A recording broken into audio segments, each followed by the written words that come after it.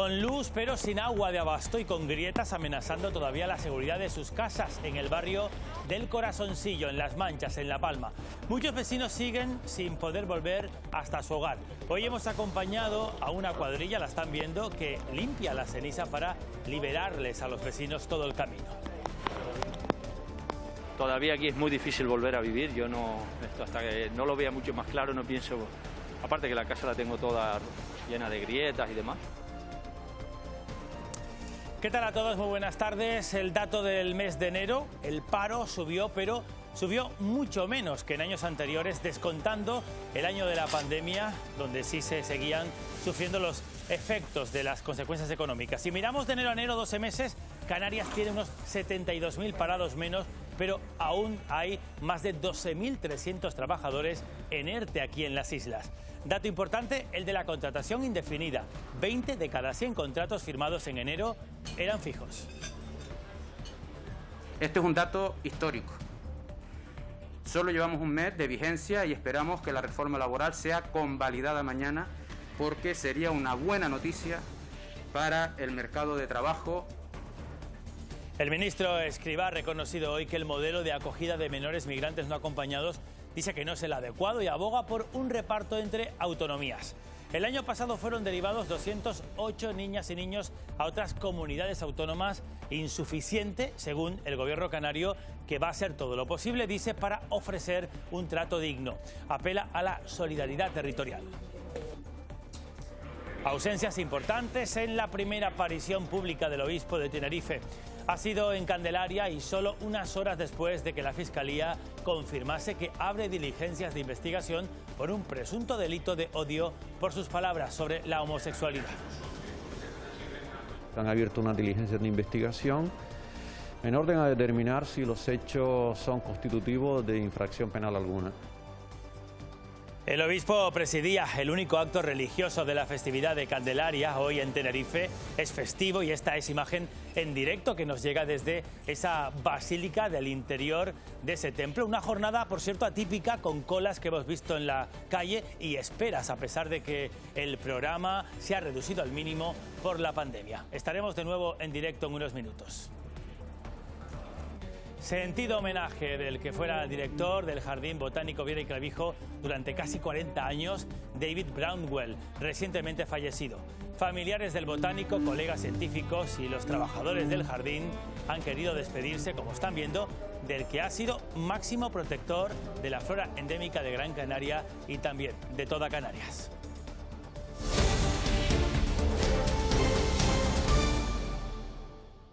No voy a estar en casa sabiendo que hoy es Día de la Virgen y no venir a verla. Y que él vaya cogiendo la misma tradición. Un año malo y la fe, como digo, mueve montañas, ¿no? A ver la Virgen y estar un rato aquí. Como es su día hay que venir ataviada como hay que venir. Este año más que nunca. Bueno, empezamos en Tenerife, donde hoy es festivo, como en otras localidades canarias, una celebración de la Candelaria, Elena Falcón, que este año, Elena, se ha limitado a la misa, porque seguimos con la aplicación estricta del protocolo COVID, estando como estamos, también en Tenerife, en nivel 4.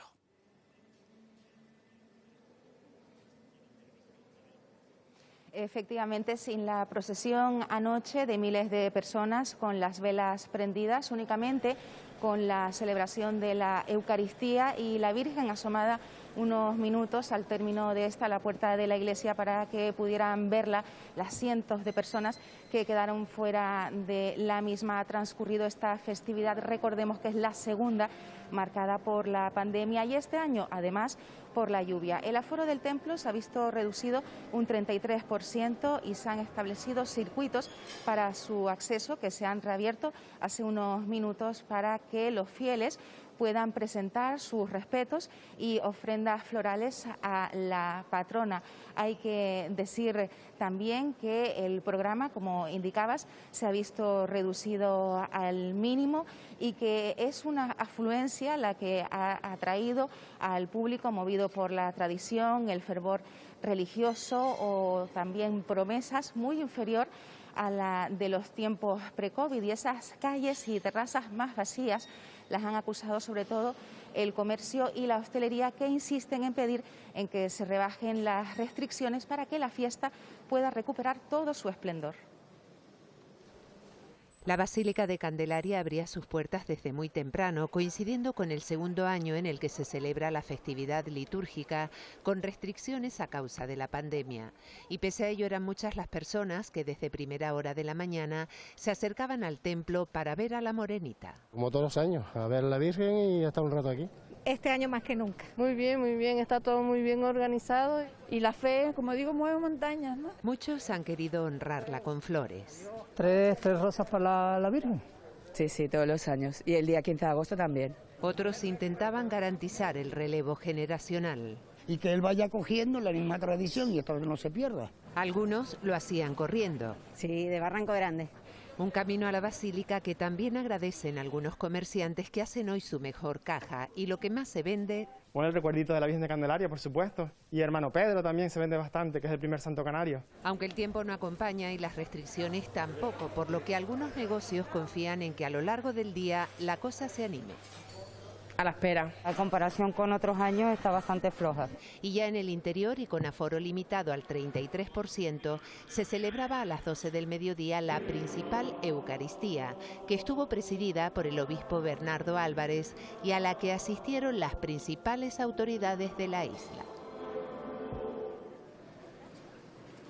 La misa fue ofrecida por el obispo, que pidió fuerza y esperanza para las víctimas de La Palma, para migrantes y refugiados, para desempleados y también los enfermos, y expresó su deseo de que acabe la pandemia cuanto antes. Lo hizo en ausencia del presidente del Gobierno de Canarias en la isla de La Palma y del presidente del Parlamento, que se excusó ayer por la tarde. Al término de la misa, el obispo no se quedó a departir, sin embargo, con el presidente del Cabildo Insular de Tenerife, que sí asistió a esta jornada. Recordemos que esta administración aprobó el pasado viernes una declaración en la que condenaba las palabras a propósito de la homosexualidad del obispo, que consideraba denigrantes. Los representantes públicos han coincidido en decir que este día está por encima de cualquier opinión.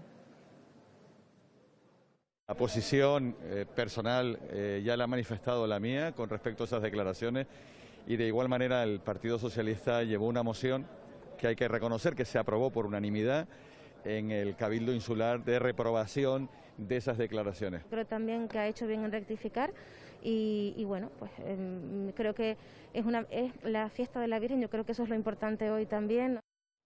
Pues lo dicho, el obispo que oficiaba esa misa de hoy es el mismo que la Fiscalía está investigando tras esa denuncia del sindicato Comisiones Obreras por si hay delito de odio, en sus palabras, refiriéndose expresamente a la homosexualidad.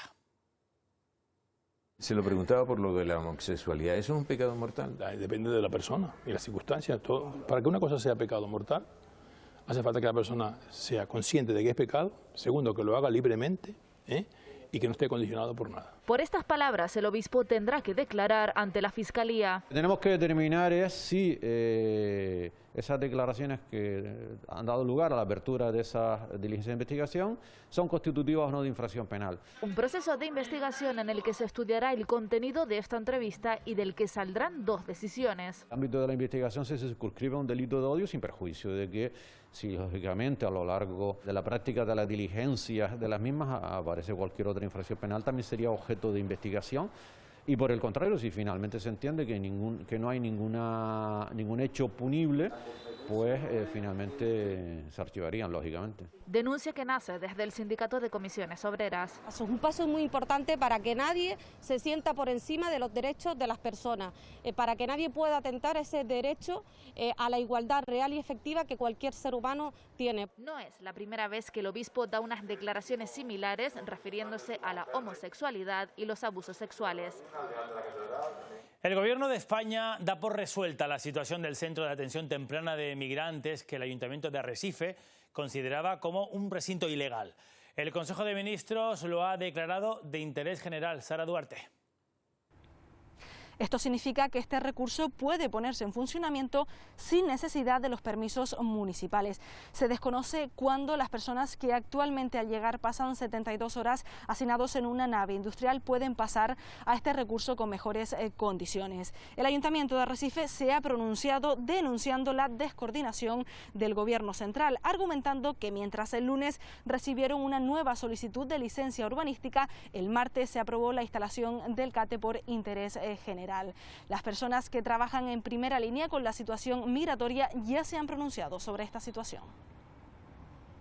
Seguimos poniendo tiritas y parches a una solución que creemos que es mucho más grande y en la que tiene que estar implicado todos los agentes. Proponíamos la reubicación de este CATE, ya que el actual que se pretende abrir es de 200 personas y el que se proponía sobre 300 y pico, inclusive podía llegar hasta 400 personas.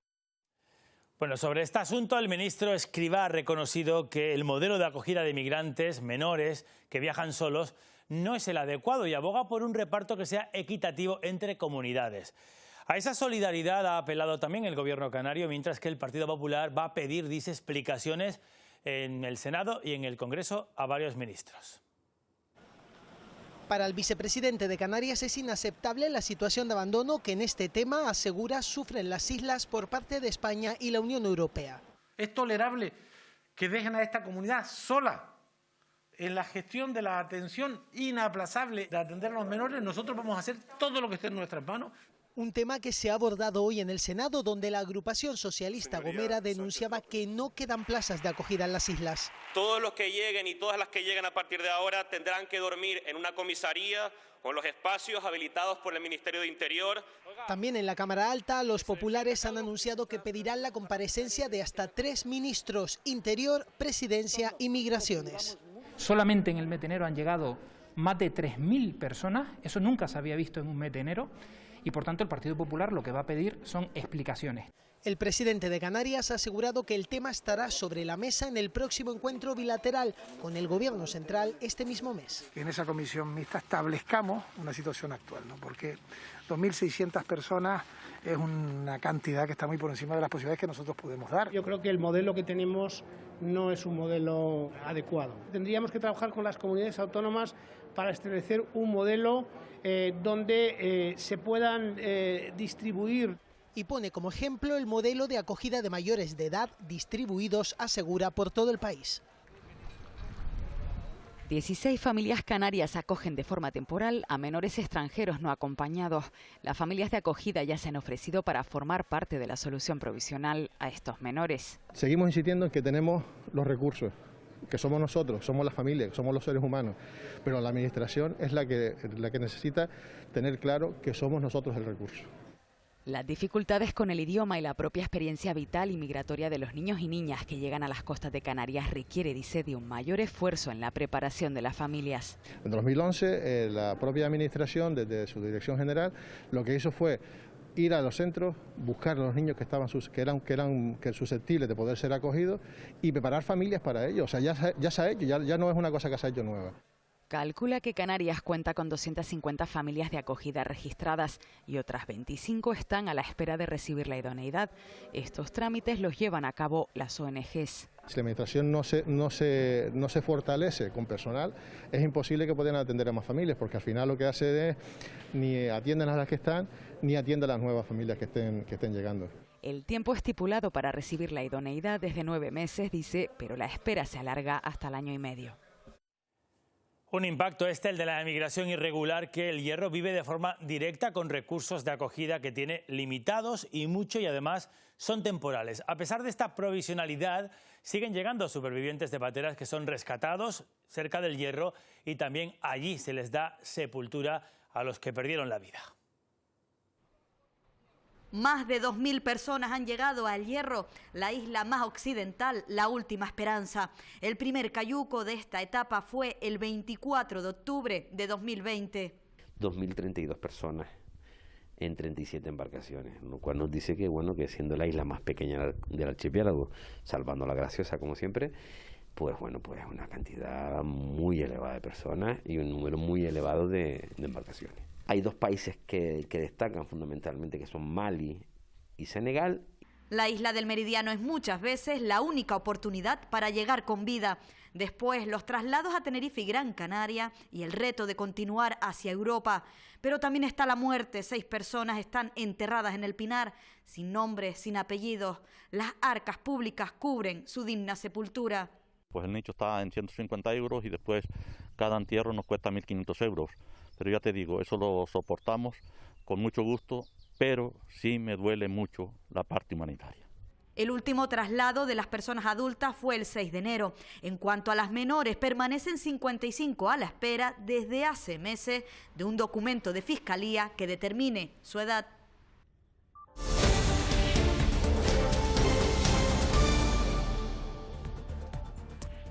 El mes de enero cerró aquí en Canarias con un 3,16% más de paro. Estos son, calculando, unos 4.400 parados más, pero hay un dato, es el de 12 meses, que apunta a una ligera recuperación de este empleo. Estamos hablando de 72.074 canarios que habrían encontrado trabajo si contamos completo el último año. El Gobierno ha valorado este dato del paro como un dato bueno porque dice que es el mejor enero de hace años, mes en el que acaban los contratos de las Navidades y que suele ser históricamente cuando sube el paro. Si miramos ya un poquito más al detalle, destaca otro dato: suben los contratos indefinidos. En primer lugar, el número de personas que ha perdido su puesto de trabajo es de casi 4.400 personas, son muchas menos que las registradas en eneros de años anteriores. En segundo lugar, la tasa de empleo interanual ha subido, hay casi 73.000 personas más trabajando que hace un año. Y en tercer lugar, el empleo que se ha generado en las últimas semanas es de calidad porque de cada 100 contratos, 20 son indefinidos. Este es un dato histórico. Solo llevamos un mes de vigencia y esperamos que la reforma laboral sea convalidada mañana. Aunque con una pausa predecible, la mejora de la economía canaria y la generación de empleo sigue su curso. Nuestras previsiones desde el Gobierno de Canarias siguen afianzándose para avanzar a un crecimiento a lo largo del año. En Canarias hay hoy casi 210.000 personas buscando trabajo, son 3.000 más que hace 3 años y eso a pesar de la pandemia. Entre las mujeres la tasa de desempleo sigue siendo similar a la de periodos anteriores. En un mes habitualmente malo como es enero han bajado las afiliaciones a la Seguridad Social, pero en 12 meses Canarias destaca como la comunidad que más crece en inscripciones, aún con 13.000 personas en ERTE. Se mira con optimismo a la reforma laboral y a su afección en los contratos. Algo ya se nota. Los que duran menos de un mes han bajado de manera notoria y los indefinidos, 2.000 más, han crecido de manera considerable. Sobre estos datos del paro dice el Gobierno que ya se está notando una reforma laboral. Silvia Mascareño, Madrid, que mañana se va a votar ahí en el Congreso de los Diputados y que se han reprochado mucho unos y otros esta misma mañana en la sesión de control del Congreso. Sí, una sesión de control sin Pedro Sánchez, con todo el protagonismo para las vicepresidentas, de un debate en el que se ha hablado un poco de Ucrania, pero sobre todo de las elecciones autonómicas en Castilla y León. Unos y otros han utilizado el escaño para lanzar sus consignas electorales de cara al 13 de febrero. Se ha hablado de ganadería, de agricultura y, por supuesto, de macrogranjas. Pero, como decías, el tema del día, fuera y dentro del hemiciclo, es esa reforma laboral. Reforma que se vota en apenas 24 horas. El Gobierno sigue buscando los apoyos para sacarlo adelante y parece que esos apoyos podría pasar no por los habituales, por el bloque investidura, es decir, por Esquerra, PNV y Bildu, sino por una mayoría alternativa formada con Ciudadanos, los nacionalistas canarios y otros grupos minoritarios. En todo caso, habrá negociación hasta el último minuto. El Gobierno aún no cuenta con el sí del PNV, con el que negocia, ni con el de ERC, del que asegura espera respuesta. Hemos planteado propuestas, como saben, respetando el acuerdo de diálogo social, que no han sido respondidas. No es cierto, yo les doy mi palabra de que no es cierto, no se mueven en nada. Su socio de gobierno podría, no obstante, abstenerse si se diese una derogación real de una reforma laboral del Partido Popular que provocó muchísimo dolor, que precarizó a toda una generación, y esta gente tiene la mayoría necesaria para hacerlo.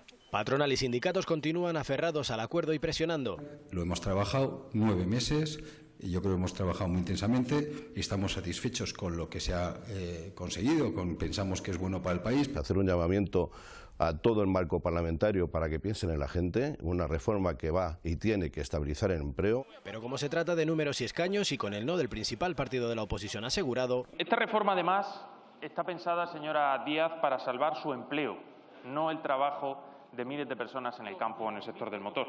Desde Moncloa se trabaja ya en un plan B que incluiría los votos de Ciudadanos y los nacionalistas canarios para asegurar la convalidación. La reforma laboral. Pues Pedro Sánchez desde Dubái ha elevado hoy un poquito más esa presión sobre los socios habituales en el Congreso para que mañana esa reforma pueda salir adelante. Sánchez ha puesto de ejemplo la victoria de Costa en Portugal y advierte de que el que no apoya al gobierno mañana saldrá perjudicado, dice, con una pérdida de apoyo electoral, como ya le ocurrió a otros partidos de la izquierda en el país luso. Pedro Sánchez empieza hoy en un viaje oficial a Dubái. Es el acuerdo de la reforma laboral del Gobierno de España, tampoco de los empresarios, tampoco de los sindicatos, es el de todos. Y como estamos todos representados, a aquellas formaciones políticas, y sobre todo miro al principal partido de la oposición, que dicen que no rotundo, mi pregunta es ¿a quién están representando? De vuelta a casa, Canarias ejecutó el año pasado casi todo, el 95,4% del presupuesto autonómico. Son algo más de 10.400 millones de euros. Ese presupuesto inicial, eran casi 8.500 millones, se enriqueció luego con 1.972 millones de fondos europeos y también del Estado dentro del paquete de recuperación económica para reforzar la sanidad, la educación, los derechos sociales y también ayudas para el tejido empresarial. Con respecto a las inversiones, estaríamos en el 77,59 del conjunto, 150 millones más que el año anterior. Es importante poner en valor la ejecución también desde el punto de vista de las capacidades administrativas que hemos tenido este año para poder abordar este incremento. Por cierto que el turismo podría apuntalar más la recuperación económica. En diciembre, de todos los extranjeros que viajaron a España, el 30% eligió Canarias como destino, delante incluso de Cataluña y de Valencia. Un turista que gastó de media unos 1.200 euros hasta los 3.500 millones que se dejaron de caja total en España, y de ese dinero un 35% fue gastado aquí, en Canarias. 50%. Lo que tenemos ahora de ocupación media significa pérdidas para el sector. Y no hay una visión clara que vamos a mejorar.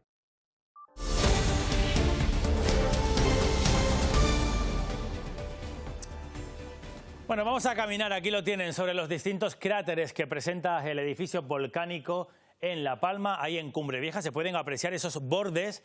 Son imágenes que publicaba en su cuenta de Twitter el vulcanólogo del IGN, Stavros, y que muestran el trabajo que van realizando sobre el terreno. Ahí tienen las acumulaciones que se ven blancas, de color más blanquecino de azufre.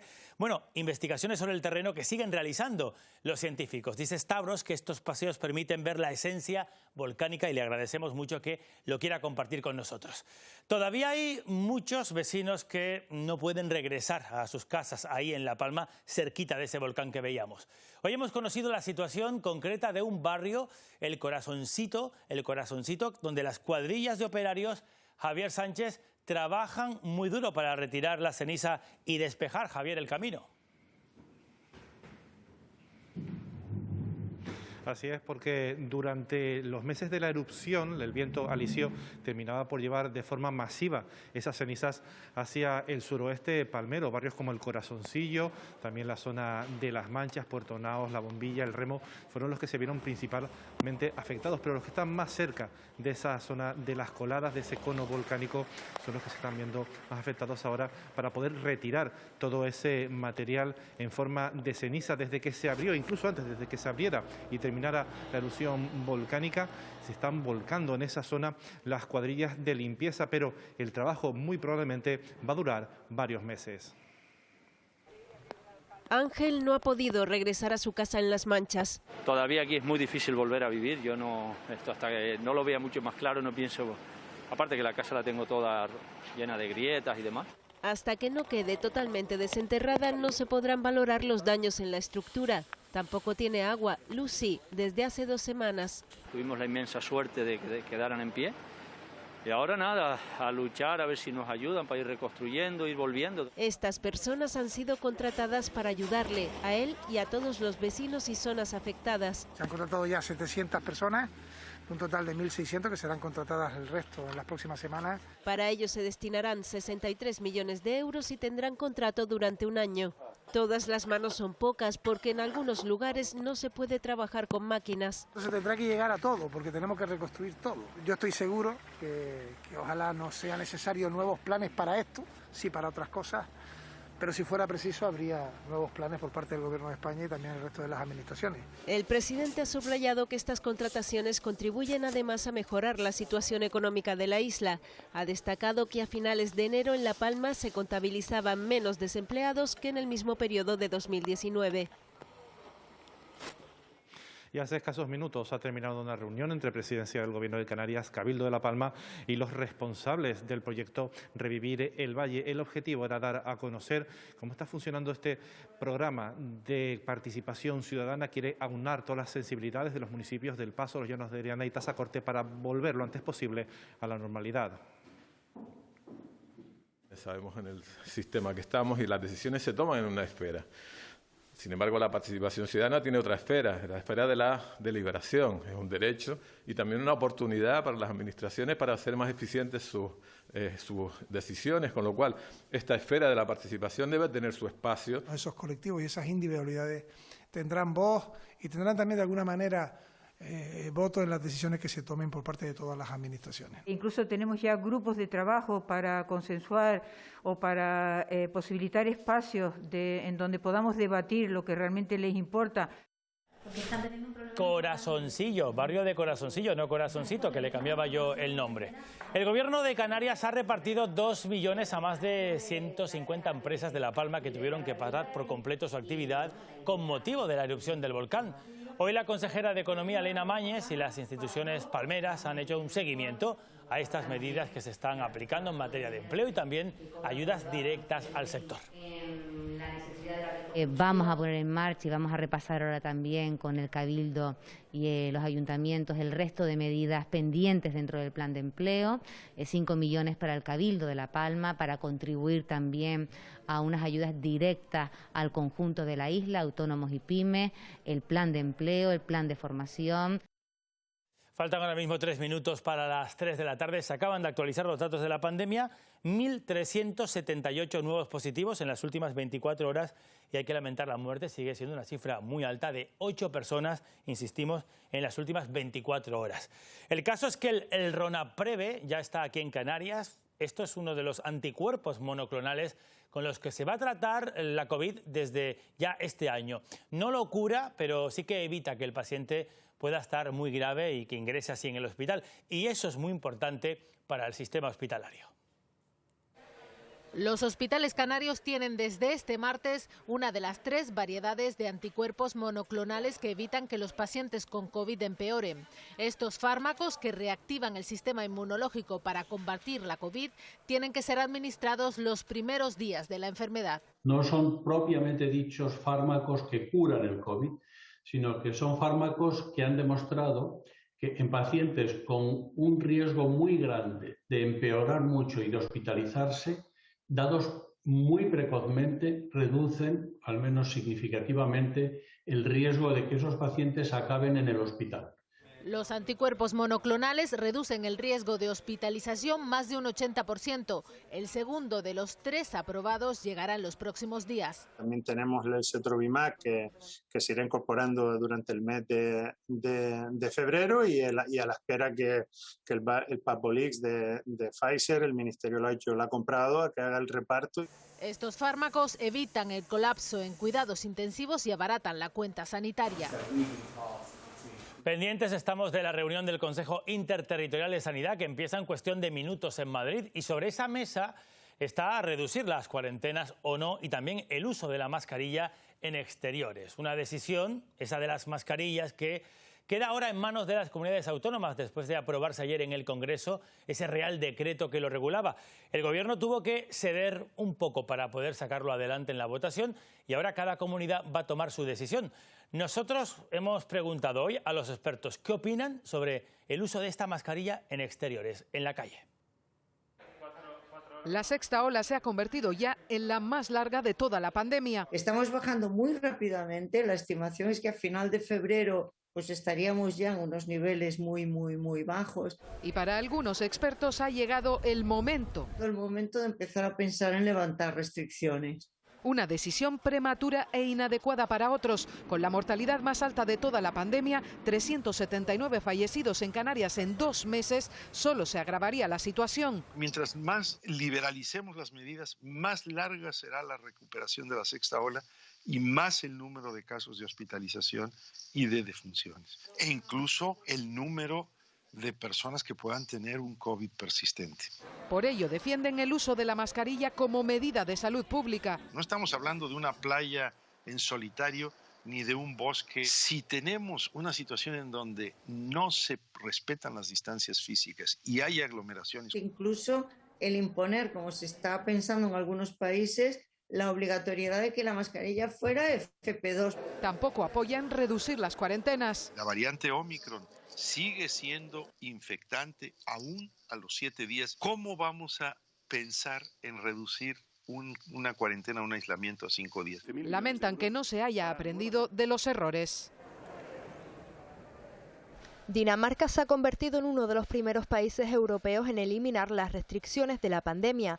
Noruega y Francia han empezado a levantar también la mayoría de ellas y Alemania se plantea hacerlo en marzo si remiten los contagios. Esto es como una ficha de dominó, es decir, alguien tira la primera, ¿vale? Y luego van cayendo las demás.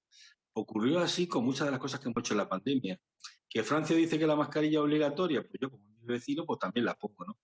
Aún así, la Organización Mundial de la Salud recomienda cautela y asegura que no es momento de levantar todas las restricciones a la vez, sino hacerlo de forma progresiva. Hay que gripalizar, pero una vez que la sexta ola llegue a un número de contagios que sea mucho menor, ¿no? Que sea muy manejable, ¿no? Entonces, en ese momento sí que empezaría a quitar restricciones. Para ello es fundamental la vacunación. Países que no tengan esta cobertura vacunal hay que tener mucha precaución en quitar medidas, ¿no? Y aunque en España el descenso de contagios es notable, por el momento toca esperar para eliminar por completo las restricciones.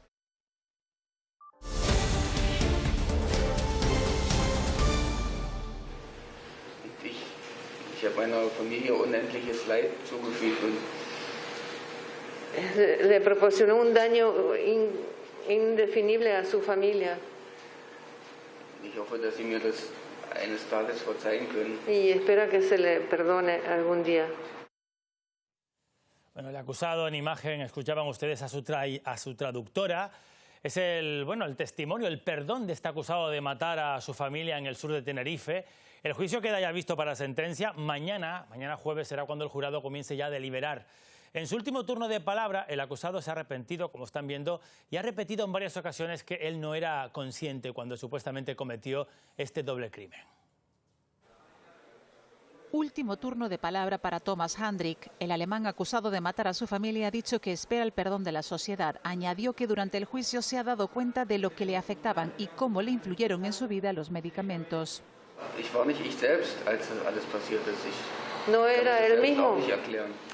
Cuando todo pasó eso, no se puede explicar cómo pasó. Ich habe heute im Prozess erst verstanden, dass die Medikamente mein Leben kontrolliert haben.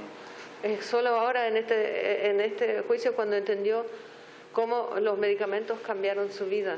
El juicio ha quedado visto para sentencia después de que las partes expusieran sus conclusiones. La Fiscalía y acusación mantienen que actuó con alevosía y ensañamiento. También hablan de un móvil económico porque en la separación la esposa iba a salir beneficiada.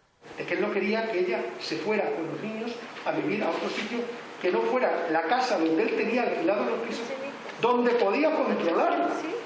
La defensa reitera el trastorno mental transitorio y cuestiona la validez del testimonio del pequeño Jonas. Yo creo que este hombre estaba mal, pero bueno, tenía cierta capacidad. Es lo que se llama una exhibición incompleta, que se le puede aplicar una medida de seguridad sin problema alguno y dice el Código Penal. Este jueves se entregará el objeto del veredicto al jurado, que tendrá que deliberar para decidir si Hendrik es culpable o inocente. Se enfrenta a prisión permanente revisable. Ahí tienen el momento en el que el helicóptero del GES procedía al rescate de una joven senderista de 24 años que cayó al cráter del volcán Calderón Hondo en la localidad majorera de Lajares. La mujer resultó herida con un traumatismo en miembro inferior de carácter moderado, por lo que fue trasladada de inmediato hasta el Hospital General de Fuerteventura, donde se recupera de sus heridas. En 2021 las adicciones a las pantallas y las apuestas por Internet han sufrido un incremento de casi el 90%, sobre todo en hombres, son la mayoría de los casos. Es un dato de la Fundación Apsis, que el año pasado atendió en Fuerteventura en su mayoría a personas menores de 35 años. Un 30% de las personas atendidas con adicciones son menores de edad. Los jóvenes no solo están expuestos a los videojuegos y las redes sociales, también preocupan las casas de apuestas online. Un adicto a la sustancia y un adicto a las conductas, la diferencia es que se puede mantener más tiempo oculta la adicción porque está más normalizado. El confinamiento ayudó a identificar algunos casos y a su vez ha provocado que aumenten a causa de la falta de sociabilidad. Si empieza a volver a haber un ocio más contacto cara a cara, si los jóvenes tienen alternativas de ocio online al ocio presencial, evidentemente eso hará de factor de protección. El aislamiento o las conductas ilegales son las primeras señales de alarma que nos pueden ayudar a prever las adicciones digitales. Hablemos de la brecha digital. Sin acceso a las nuevas tecnologías, casi no se pueden realizar trámites en la administración pública o, por ejemplo, en un banco. Aunque la brecha digital entre hombres y mujeres se ha ido reduciendo poco a poco, todavía queda mucho camino por recorrer. Inma tiene 54 años. Hace un año sacó adelante el curso de técnico auxiliar en gestión administrativa. Al principio me costó bastante porque todo era gente joven, entonces yo era la mayor. Yo parecía la mamá de los demás. Antes hizo la ESO en un centro de adultos y ahora se ha metido de lleno en el curso Mujeres y Tecnologías, rompiendo con la brecha digital de género, organizado por el Ayuntamiento de Arucas. Hay mujeres de 30 años en adelante y sobre todo que no hayan accedido a estudios superiores, tendrán muchas más dificultades para acceder al mundo digital. El 35,5% de los canarios tiene dificultades para manejarse con las nuevas tecnologías. Trabajo en un colegio de vigilante de comedor. Y vamos a ver, es que los niños de primero, a mí, yo alucino con todo lo que saben. Es que ellos han nacido con la tecnología. Y entonces las personas de mi edad, pues nos hemos quedado un poco atrás. He empezado por mis hijos, pero quiero aprender más, porque todavía me cuestan un poquito algunas cosas. Aquí aprenderán herramientas básicas para defenderse en el mundo digital. Vamos a ver Word, Internet, correo electrónico, vamos a hacer trámites con el certificado digital o lo vamos a sacar si no lo tienen. Los vecinos de Los Tarajales en Las Palmas de Gran Canaria le han pedido hoy al alcalde mejorar los accesos, reasfaltado de las calles, la poda de árboles y también la ampliación de las aceras. Son algunas de esas reivindicaciones que escuchaba en esta visita al barrio. Los vecinos han conocido los detalles del recién aprobado plan de acondicionamiento de la carretera del norte, resultado de una reivindicación vecinal que llevaban reclamando hace más de 40 años. Cuenta con un presupuesto de 2.380.000 euros y va a ser una realidad próximamente.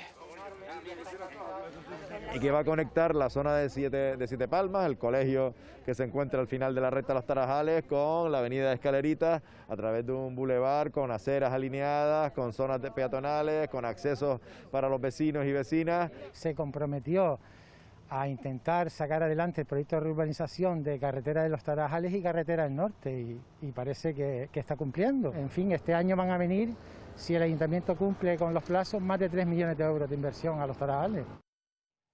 Y en Lanzarote se desconoce el lugar para celebrar los carnavales de Arrecife que están previstos para el mes de marzo. Hasta ahora se han celebrado en el recinto ferial, donde ahora mismo se encuentra el autocovid. El Ayuntamiento de Arrecife pidió a Sanidad ese espacio para empezar a preparar la fiesta, una petición que el Cabildo de Lanzarote ha denegado de forma contundente. Se busque, si tiene que permanecer ahí el autocovid, porque nos lo justifican así, una alternativa que nos ofrezca el Cabildo, que nos ofrezca el Servicio Canario de Salud, que trabajemos de la mano en hacerlo conjuntamente, o bien, repito, para celebrar el carnaval en otro lugar, o bien para que el autocovid se pueda mover. Y evidentemente el Cabildo recurrirá a todas las instancias que sean posibles para garantizar un servicio esencial. La comunidad portadora del silbo gomero pide que se inicie ya el proceso para declarar este silbo gomero como bien de interés cultural de Canarias. Es una petición a la que se ha sumado también el Cabildo después de año y medio, dicen, sin respuesta por parte del gobierno canario.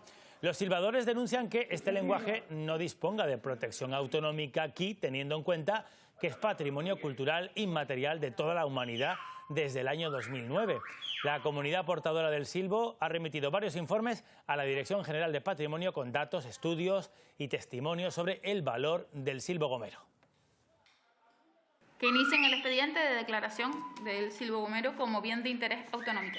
No se ha iniciado desde después de un año y medio de la solicitud y de la reiteración de escritos, no solo por parte de la comunidad portadora del silbo gomero, sino a través del Cabildo Insular y a través de la asociación. De madrugada y a primera hora de esta mañana se han formado algunas tormentas en el entorno de Canarias, con truenos en el sur, este de Tenerife, y también los hemos visto por el norte de Gran Canaria. De hecho, estas imágenes fueron captadas por Alejandro Ramírez. Son de madrugada en el sur de Tenerife. En ellas se muestra la espectacularidad que tienen ese aparato eléctrico con relámpagos y truenos.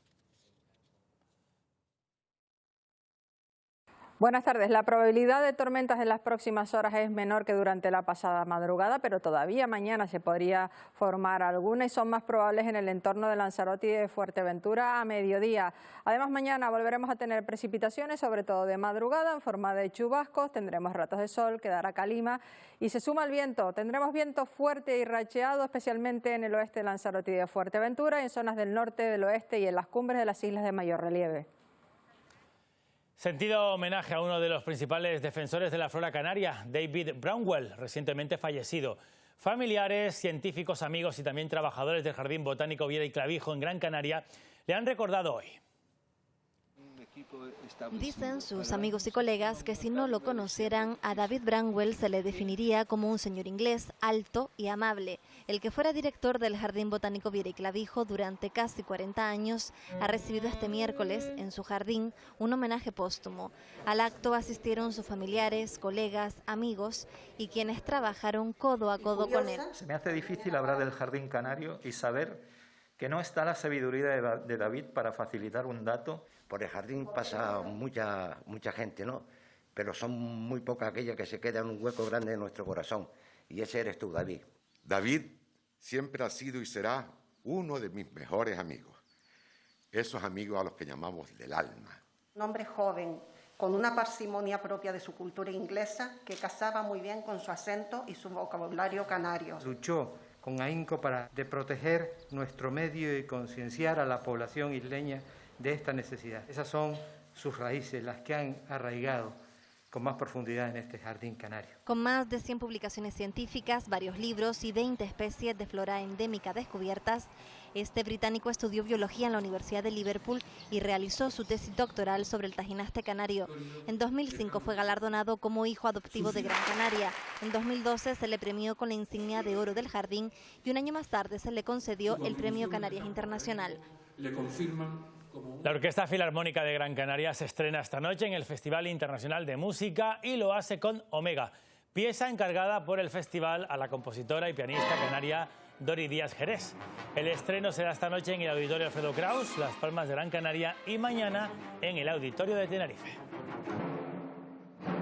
La complejidad de la obra y el tamaño de la formación nos ha hecho ser precavidos y hemos cambiado por otra programación con Prokofiev y con una parte también de la quinta de Mahler que todos sin duda queremos escuchar. Un avance en la actualidad deportiva, empezando por el Granadilla que ha tenido Armando Vallejo. Muy buenas tardes. Bueno, una mañana, Armando, cargada de emociones. Sí, día redondo, pese a que hacía mal tiempo en el sur de Tenerife, pero victoria frente al Recreativo. Además, por 1-0 frente a un equipo y con Reis, la portera que se marchaba y se despedía de Granadilla Tenerife Gatesa sin encajar ningún gol y dejando el equipo en la cuarta posición. Después la escucharemos, día de homenajes también, de abrazo, después veremos. Y en baloncesto también buenas noticias porque Gran Canaria consiguió vencer ayer al Valencia Basket por un solo punto. Está remontando, ya se parece el equipo que deslumbró a principio de temporada, 3 victorias en los últimos 4 partidos. Y nos iremos hasta La Palma porque ya conocemos fecha para la Transvulcania 2022. 2 años de ausencia por la pandemia, también por el volcán este último año. Bueno, pues ahora vuelven en octubre, 20 de octubre será la Transvulcania. Nunca mejor dicho, resurge de la ceniza. Gracias, Armando. Enseguida se quedan ustedes con toda la información deportiva, luego el tiempo. Lo dejamos aquí, la próxima cita con informativos 20:30 en el Telenoticias 2. Hasta mañana, muy buena tarde.